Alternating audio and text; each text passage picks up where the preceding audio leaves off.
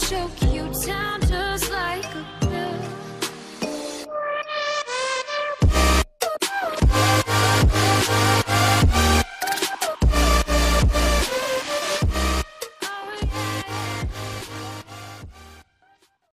हे guys, और बहुत दिनों के बाद आपका स्वागत है।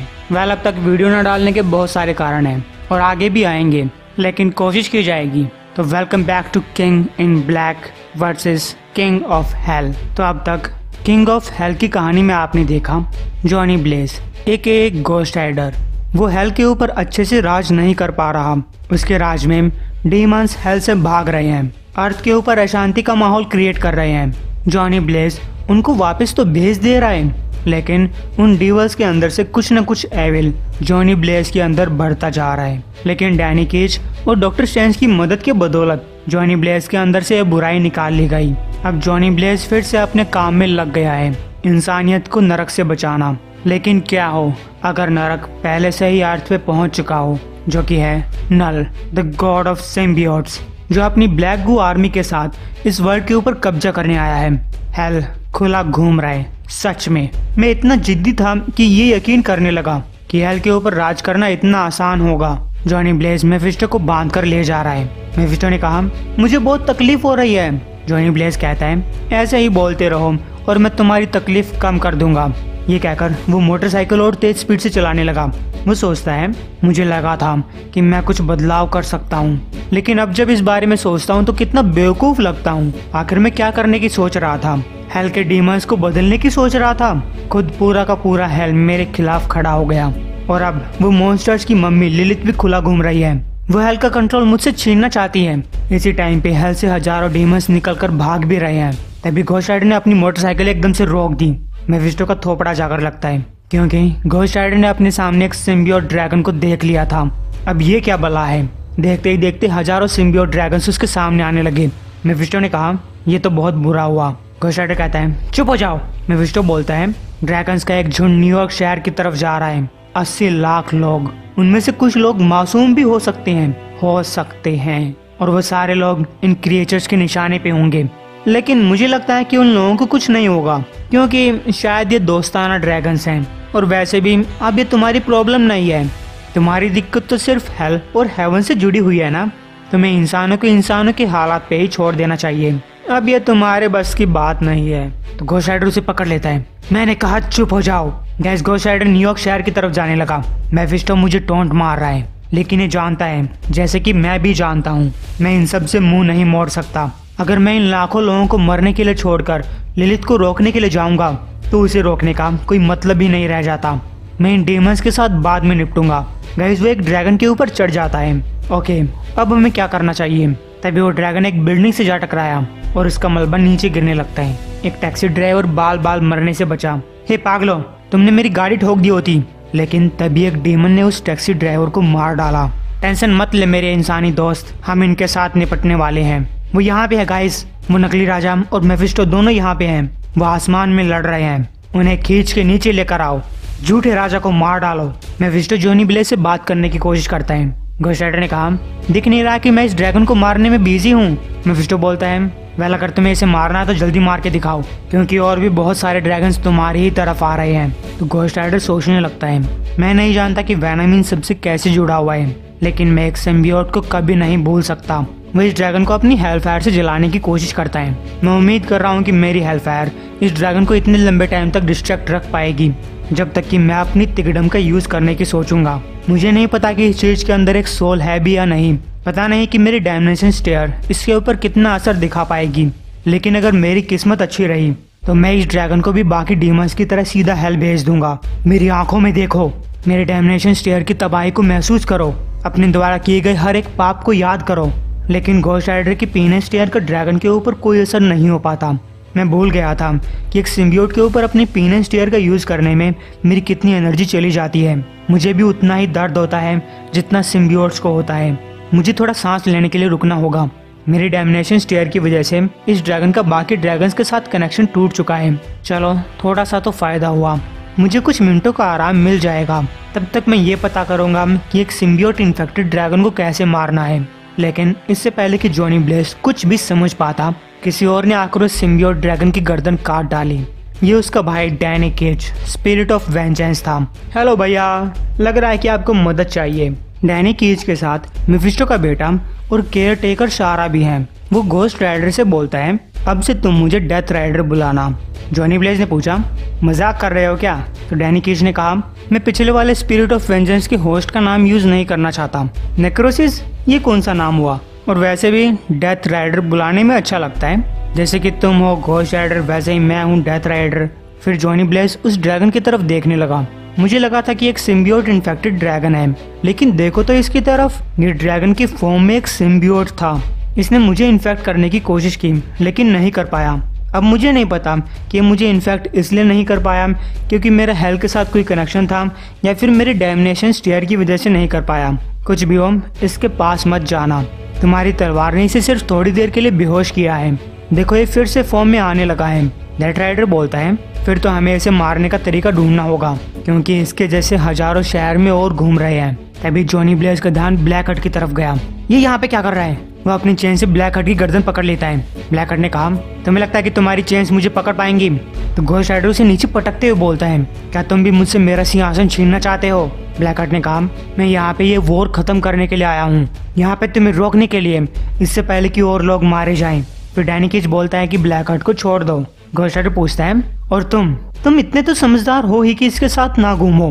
डेथ राइडर ने कहा, तुम भी तो मेफिस्टो के साथ घूम रहे हो, थोड़ी देर के लिए चुप हो जाओ और हमें सिचुएशन को एक्सप्लेन करने दो। सारा कहती है, उसने तुम्हारी बैंड बजा दी।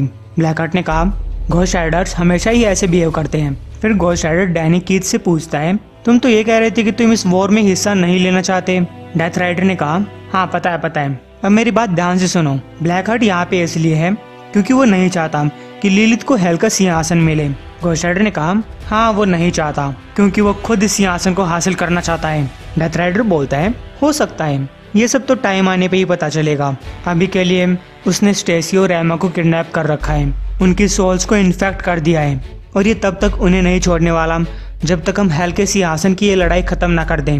वो दोनों इस लड़ाई का हिस्सा नहीं है, हमारी वजह से वो दोनों नहीं मारे जाने चाहिए। घोस्ट राइडर पूछता है, स्टेसी तुम्हारी एक्स गर्लफ्रेंड, उसका इन सबसे क्या लेना देना है? और मैं तो ये भी नहीं जानता कि ये एमा कौन है। डेथ राइडर बोलता है, ये एक लंबी कहानी है। एमा मेरे बार में काम करती है, उसे लगता है कि वही अकेले मेरा बार संभाल रही है। तुम मुझसे पहले भी मिल चुके हो। घोस्ट राइडर पूछता है, वो हाँ याद आया, लेकिन ब्लैक हार्ट को कैसे लगता है कि हम ये लड़ाई कैसे खत्म करेंगे? डेथ राइडर ने कहा, हमें मेफिस्टो की जरूरत पड़ेगी। तभी घोस्ट राइडर को याद आया कि वो यहाँ पे मेफिस्टो के साथ आया था, और उसने पीछे मुड़कर देखा तो मेफिस्टो वहाँ से भाग चुका था। इधर मेफिस्टो डरे हुए इंसानों के बीच से भाग रहे हैं। ऐसे ही बड़बड़ाते रहो बेवकूफो, मुझे यहाँ से सुरक्षित दूरी तक जाने के लिए बस कुछ ही सेकंड्स चाहिए। इसके बाद मैं पहली फ्लाइट पकड़कर फ्लोरिडा पहुंच जाऊंगा, और फिर मजे ही मजे। लेकिन तब डीमंस मेफिस्टो को देख लेते हैं। मेरे आका रुक जाइए, हम यहाँ पे आपकी मदद करने आए हैं। लेकिन तभी उस डीमन के ऊपर एक सिम्बियोट हमला कर देता है। देखते ही देखते सारे डीमंस सिम्बियोट के कंट्रोल में आ गए। हम यहाँ पे तुम्हारी हड्डियाँ खाने आए हैं। अब तक यहाँ पे अपने हीरोज भी पहुंच चुके थे। डीमंस ने कहा, पीछे हट जाओ, ये डेविल हमारा है। सारा बोलती है, हमें मेफिस्टो को सिम्बियोट से दूर करना होगा। अगर हम सिम्बियोट्स को मार नहीं सकते तो हमें उन्हें बेहोश करते रहना होगा, ताकि हमें इनका पक्का इलाज सोचने के लिए कुछ टाइम मिल जाए। ब्लैक हट ने कहा, यहाँ पे खड़े रहकर बोलते रहने से कुछ होने नहीं वाला, तुम इन सिम्बियोट से निपटो, मैं अपने फादर से निपटता हूँ। सारा बोलती है, जॉनी ये सारे डीमंस, इनको एक ही सिम्बियोट ने कंट्रोल कर रखा है। अगर तुम इनमें से एक के ऊपर अपनी डायमेंशन स्टेयर का यूज करते हो तो बाकी सब भी रुक जाने चाहिए। घोस्ट राइडर बोलता है, वो तो मैं कर दूंगा, लेकिन इससे हमें ज्यादा समय नहीं मिल पाएगा, और ये भी हो सकता है कि मैं दोबारा ये सब करने की हालत में ना बचूं। पिछली बार तो मेरा दिमाग फटते फटते बचा था। सारा ने कहा, हमें सांस लेने के लिए बस थोड़ी सी जगह चाहिए, जल्दी करो। तो घोस्ट राइडर एक डीमन को पकड़ लेता है, लेकिन तब वो सिम्बियोट उल्टा घोस्ट राइडर के ऊपर कंट्रोल करने की कोशिश करता है। हम तुम्हें दोबारा ऐसा नहीं करने देंगे, अब हमारी बारी है, हम तुम्हारी रीढ़ की हड्डी निकालने वाले हैं।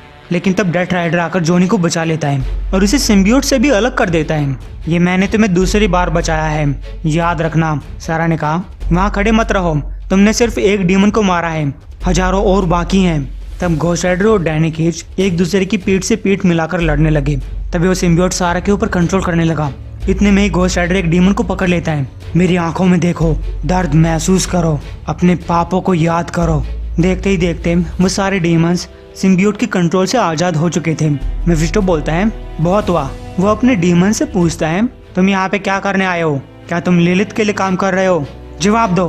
डीमन ने कहा, प्लीज प्लीज माय लॉर्ड, मैं मेफिस्टो का एक ईमानदार सेवक हूँ, मैं कभी लिलिथ का साथ नहीं दूंगा। मेफिस्टो ने कहा, तुम काफी समझदार हो, अब ये मत कहना कि तुम यहाँ पे किसी प्लान के साथ नहीं आए। तभी ब्लैक हर्ट उसके पास आता है। हाँ, हमारे पास एक प्लान है, ये वॉर यही खत्म होगी। लिटिल वन, तुम्हारा सेक्रीफाइस बेकार नहीं जाएगा। डीमन कहता है, आपकी सेवा में अपने आप को झोंकना मेरे सम्मान की बात होगी। इतना कहते ही ब्लैक हर्ट ने उस डीमन को मार डाला। साथ ही वहाँ एक बवंडर खुलता है और इस बवंडर के थ्रू खुलता है 1000 सोल्स का एक पोर्टल। मेफिस्टो ने कहा, काफी समझदार निकले तुम मेरे बेटे, मुझे पता था तुम मुझे नहीं भूलोगे।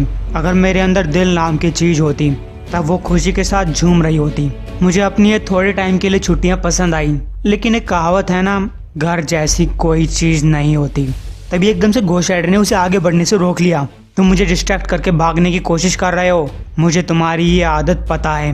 मेफिस्टो कहता है, और मुझे भी पता है कि तुम मुझे इसी तरीके से चैन से बांधकर घसीटने वाले हो। मैंने तो तुमसे कोई शिकायत नहीं की। घोस्ट राइडर बोलता है, ऐसा कोई सेकंड ही नहीं गुजरा जब तुमने शिकायत ना की हो। अब तक बाकी लोग भी यहाँ पहुँच जाते हैं। घोस्ट राइडर बोलता है, मैं इस सिचुएशन को संभाल लूंगा केयरटेकर। तो केयरटेकर ने कहा, तुम्हें मेफिस्टो को जाने देना होगा। घोस्ट राइडर ने कहा, लेकिन सिर्फ मेफिस्टो ही मुझे लिलिथ की डीमस आर्मी के पास पहुंचा सकता है, उसके बिना तो मैं लिलिथ को ढूंढ भी नहीं पाऊंगा। केयरटेकर ने कहा, तुम इसको साथ लेकर भी उसे नहीं ढूंढ पाओगे। घोस्ट राइडर पूछता है, तो डेथ राइडर, तुम्हें भी ऐसा ही लगता है? डेथ राइडर ने कहा, मुझे इसकी बात पसंद तो नहीं है, लेकिन केयरटेकर सही कह रही है। फिर केयरटेकर बोलती है, मेफिस्टो लाखों सालों से लिलिथ का हेल के ऊपर कब्जा करने की आदतों का सामना करता आ रहा है। तुम तो हेल के अंदर सिर्फ कुछ ही महीनों के लिए गए हो। देखो, मैं जानती हूँ कि तुम ये नहीं सुनना चाहते, लेकिन अगर तुम मेफिस्टो को जाने दो, उसे अपना सिंहासन फिर से हासिल करने दो, तुम ये लड़ाई अभी खत्म कर सकते हो। मेफिस्टो बोलता है, मुझे ये लड़की पसंद है, तुम्हें उसकी बात मान लेनी चाहिए। फिर वो दोनों ही मेफिस्टो से कहते हैं, चुप हो जाओ। केयरटेकर ने कहा, देखो, जहाँ तक मेफिस्टो की बात है, हम जानते हैं कि मेफिस्टो कैसे काम करता है। हम उससे पहले भी लड़ चुके हैं और आगे भी लड़ते रहेंगे। लेकिन जब लिलिथ की बात आती है, अगर वो जीत गई, अगर वो तुम्हें मार कर तुम्हारे हाथों से हेल का कंट्रोल ले लेती है, वो यहीं पे नहीं रुकने वाली, वो हेल को अर्थ पे ले आएगी, इस सारे प्लैनेट की लग जाएगी। घोस्ट राइडर ने कहा, मैंने हेल में रहकर इतनी मेहनत की, इसके ऊपर राज करने की कोशिश की, इसे कंट्रोल करने की कोशिश की। अब तुम चाहते हो कि मैं यहाँ पे आकर हार मान लूँ? मुझे जो भी कुछ सहना पड़ा, उन सब के पीछे मेफिस्टो है। उसी की ही वजह से मैं घोस्ट राइडर बना हूँ, इसी की ही वजह से मेरी फैमिली मारी गई, और पता नहीं इसने कितनों को ही घोस्ट राइडर बनाया, कितनी ही जिंदगियां इसने बर्बाद की हैं। डैनी कीच बोलता है, जब तुम पहली बार मेरे पास आई और मुझसे मदद मांगी, मुझे तुम्हारी मदद करनी चाहिए थी, मुझे तुम्हारे साथ होना चाहिए था, ताकि तुम्हें यह सब अकेले ना सहन करना पड़ता। उसके लिए मुझे माफ कर देना। लेकिन घोस्ट राइडर की जरूरत यहाँ अर्थ पे है। तुम यहाँ पे रहकर इस प्लैनेट की सोल्स को बचाने की कोशिश कर सकते हो, लेकिन अगर हम यहाँ इन ड्रैगन से नहीं निपटे तो बचाने के लिए कोई सोल ही नहीं बचेगी। मेफिस्टो को वापस हेल में जाने दो, उसे अपने घर की देखभाल खुद करने दो। घोस्ट राइडर ने कहा, तुम चाहते हो कि मैं इतनी सारी धोखेबाजी बुलाकर फिर से मेफिस्टो के ऊपर यकीन करूं? डैनी कीच बोलता है, पता है, मैं तुम्हें प्रॉमिस करता हूँ, अगर मेफिस्टो कुछ भी गड़बड़ करेगा तो मैं खुद हेल में जाकर उसे मार डालूंगा। फिर मेफिस्टो ने कहा, देखो, अलग होना कितना मीठा दुख होता है, मैं तुम्हें याद करूंगा जॉनी, और एक आखिरी तोहफे के तौर पे मैं तुम्हारी मदद करना चाहूंगा, ताकि तुम्हारा बोझ थोड़ा कम हो सके। मैं इस सिम्बियोट को अपने साथ लेकर जा रहा हूँ, मैं इसे क्लोड्रॉन ऑफ इन्फिनाइट कॉस्मिक फायर के अंदर जला दूंगा। ये क्लोड्रॉन मुझे टाइम की शुरुआत में डोर मामू ने दिया था, तब से वो पड़ा पड़ा जंग खा रहा है। आखिरकार इसका इस्तेमाल करने में मुझे खुशी महसूस होगी। टड़ा! तो फिर मेफिस्टो चला जाता है। घोस्ट राइडर बोलता है, मुझे तरीका बिल्कुल भी पसंद नहीं आ रहा, उस डेविल को चुनना जिसे हम जानते हैं बजाय कि उसके जिसे हम नहीं जानते। फिर भी हम डेविल को ही चुन रहे हैं। डैनी कीच ने कहा, पता है, मुझे पता है कि तुम ऐसा अंत नहीं चाहते थे। ये सारी चीजें उलझने भरी हुई हैं और हम सब उम्मीद कर रहे थे कि चीजों का अंत कुछ और होता, लेकिन कई बार तुम्हें उसी में संतुष्ट होना पड़ता है जितना तुम्हें मिलता है। इम्पोर्टेंट चीज ये है कि हम लड़ना कभी नहीं छोड़ते। गाइस, ये तीनों मिलकर सिम्बियोट्स के साथ लड़ने लगे। वैसे तो ये कहानी यहीं पे खत्म हो जाती, लेकिन फ्यूचर में आने वाली कॉमिक्स के लिए कुछ बचा है। The Fadeaway bar, Brooklyn. Emma और स्टेसी बार के अंदर जागते हैं। स्टेसी पूछती है, क्या हुआ था? एमा ने कहा, लगता है कि कल रात कुछ ज्यादा ही पी ली थी, मुझे कुछ याद नहीं है। मैं बस यहाँ पे लेटे रहकर छत की तरफ देखना चाहती हूँ, हिलना नहीं चाहती, सांस नहीं लेना चाहती। नहीं यार, मुझे उल्टी आ रही है। गाइस स्टेसी घर जाना चाहती है। फिर एमो को ध्यान आता है, यहाँ पे कोई डीमन जैसा दिखाई देने वाला आदमी तो नहीं आया था ना? 8 फीट लंबा लाल आंखों वाला, जिससे सड़े हुए अंडों की स्मेल आ रही थी, या फिर मैंने ज्यादा ही पी रखी थी। स्टेसी ने कहा, नहीं तुमने पी नहीं रखी थी, मुझे भी ऐसा कुछ याद आ रहा है। मैं तुम्हें कुछ सलाह देना चाहूंगी एमा, तुम डैनी के साथ कुछ ज्यादा ही वक्त बिताती हो, इसलिए इस टाइप की चीजों को तुम खुद न्योता दे रही हो। न्यूयॉर्क शहर के अंदर लाखों और बार भी हैं, नहीं तो बार में काम करने के अलावा भी कई सारे काम हैं। तुम्हें इस बात के ऊपर ध्यान देना चाहिए। चलो, मुझे अपनी फैमिली का ध्यान रखने जाना है। इधर मेफिस्टो ब्लैक हट के साथ हेल्प पहुंचता है, जहां डेमंस उसका स्वागत कर रहे हैं। ब्लैक हट ने कहा, आपके जाने के बाद सब सूना सूना सा हो गया था, इसलिए आपके वापस आने को सभी डेमंस सेलिब्रेट कर रहे हैं। मेफिस्टो ने कहा, हाँ, मुझे भी पार्टी करना पसंद है। मुझे इंसानों की बदबू को अपने आप से दूर करना होगा। ब्लैक हट पूछता है, और इस सिम्बियोट का क्या होगा? क्या मुझे इसे इनफाइनाइट कॉस्मिक फ्लेम के क्लोड्रॉन में डाल देना चाहिए? मेफिस्टो ने कहा, है बेवकूफ हो क्या? ऐसी कोई चीज नहीं है। मैं तो बस उन्हें बेवकूफ बना रहा था। मैं वहाँ से बाहर निकलना चाहता था, और जाते जाते सोचा कि क्यों ना मेरे पास खुद का एक सिम्बियोट हो, ताकि आने वाले फ्यूचर में मेरे काम आ जाए। अब एक अच्छे बच्चे बनो और इसे एक सुरक्षित जगह पे स्टोर कर दो। फिर मेफिस्टो अपने सिंहासन के पास पहुंचता है। और घर आके काफी अच्छा लग रहा है। और किंग ऑफ हेल का ये लास्ट एपिसोड यहीं पे खत्म होता है। उम्मीद आपको पसंद आया होगा।